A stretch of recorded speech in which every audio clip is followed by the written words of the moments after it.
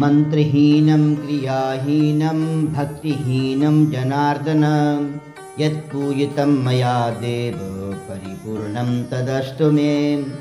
मंत्रहीनं क्रियाहीनं भक्तिहीनं सुरेश्वरी यत्पूजितं मया देवी परिपूर्णं तदस्तु मे। अपराधशतं कृत्वा जगदम्बेति चोच्चरेत् यां गतिं समवाप्नोति ततां ब्रह्मादयासुराः।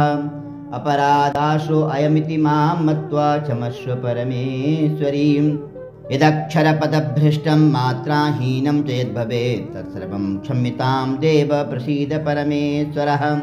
कायेन वाचा मनसेन्द्रियैर्वा बुद्ध्यात्मना वा प्रकृते स्वभावात् करोमि यदि यत् सकलं परस्मै नारायणायेति समर्पयामि।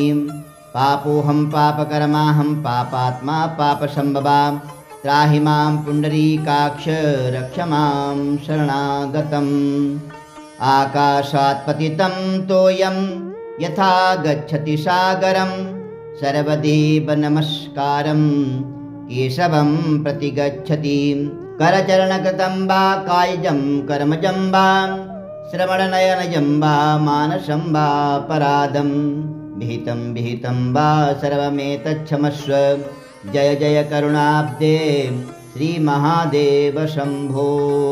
अशितगिरिसमस्तात् तज्जलं सिन्धुपात्रे सुरतरुपरशाखा लेखनी पत्रमुर्वीं लिखति यदि गृहीत्वा शारदा सर्वकालं तदपि तव गुणानां मीशपारं न याति मीशपारं न याति।